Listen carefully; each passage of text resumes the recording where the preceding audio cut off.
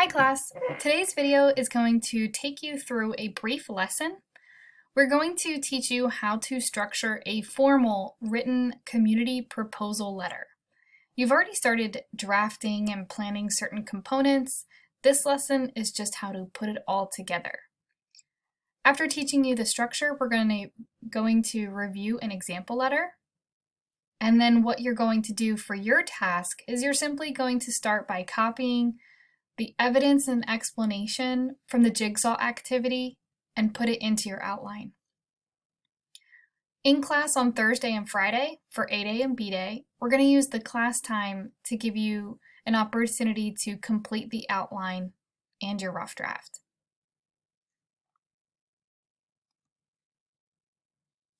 So with any written piece, we're going to start with our introduction. The information that we're going to plug in to this section of our letter, we have to start with greeting our letter readers and introduce ourselves and our project. Next in our introduction is creating our ethos and describing our experience. It says we're going to provide our observations or insight about the MOT community and our personal experiences. We're going to end our introduction with the most important feature, which is our thesis. It's a brief statement or overview about the major benefit of the community project. So if we want to look at an example of the greeting and introduction, we have a sentence here that says, "My name is Scott Duncan, and I am a proud resident of Middletown, and interested in creating a new music and entertainment venue in town. Here is our ethos and experience.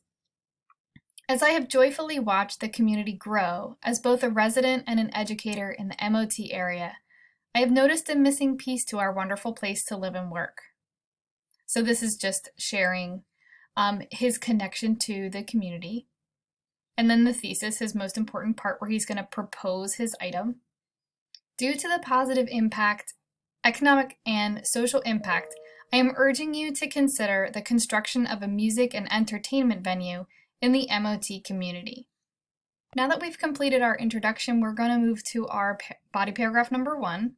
This is going to be our typical CSQT format, but we have some bullet points to remind you of what a claim would be on this topic. So in this section, you're going to tell us what are the benefits of your proposed community feature. The setup, as always, is going to provide necessary context from our source or our research. We want to make sure that 1, we attribute the author and the article or the research itself. And then to prepare for the quote, we include a speaker tag. Our quote, we're going to do our direct quote from our research surrounded by quotation marks. And then at the end, we're going to end with an in-text citation that includes the publication year of the article. Lastly, our tie-in is going to explain how the quote demonstrates a benefit for the community. So here's our example. "Adding a music and entertainment venue to the MOT community would have a large effect on jobs and earnings for the people of our region." In November 2008, a team of researchers from the University of Washington conducted a study on the economic impact of music on the city of Seattle. They found a strong connection between music and job growth. According to the University of Washington professors William B. Byers, Christopher Fowler, and Derek Andrioli, quote, "The music industry in Seattle directly creates 11,000 jobs." So I'm not going to read this quote for you because I believe I've read it for you in class. I do want to point out that when we attribute the author and the research, it's when we mention the team of researchers from the University of Washington and how they conducted their own study. And then including a speaker tag is just to set up in our own sentence to bring this quote within our own wording. So we set up that speaker tag by saying, "According to the professors," and then this is what those professors say. Now we have our tie-in. This is where we explain how the quote demonstrates a benefit for the community. "Based on the research in Seattle, the economic effects of a music and entertainment venue could be large for our region. By creating a music venue and developing a music scene in the MOT community, We would be encouraging the creation of jobs and be building the earnings for local businesses. The last part of our letter is our conclusion and closing remarks. We have a modified set, so claim, setup, conclusion. We're going to add our persuasive device here so that we have an opportunity to show what we know. Our claim here is really just what is the intended outcome or impact. So not the benefit, but what do we hope to achieve with this community proposal. Our persuasive device, we have our normal list. You're going to highlight whichever one you use and then highlight it in the passage where you use that particular device. And then our conclusion needs to be not just a simple rephrasing of something you've already said, but we want to end your letter with a memorable remark, some sort of emotional or appeal to pathos. So here's our model. In addition to the economic impact for the MOT community, the construction of a music and entertainment venue would create exciting and much-needed social opportunity for people in our region.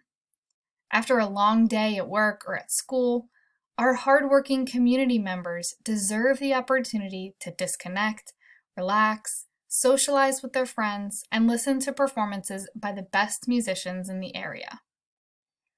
This is my favorite sentence of the entire letter.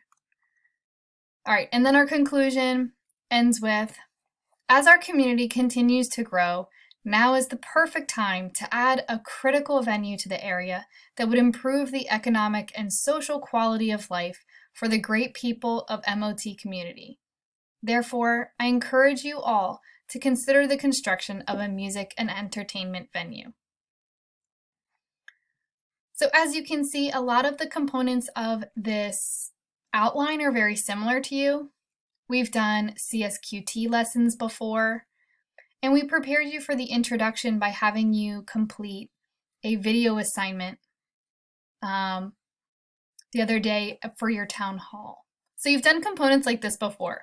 What I'm asking you to do today on Wednesday is to simply do 2 boxes from this outline. You should have the quote and tie-in that you can grab from the jigsaw activity yesterday. So what I'd like you to do, go into either your Thursday or Friday folder for us, whether you're the A-Day or B-Day class, open your jigsaw and paste in your quote from the jigsaw and then your explanation. That way when you come to class on Thursday and Friday, we have a little bit less to work on. Let me know if you have any questions by sending me a Schoology message. Have a great day.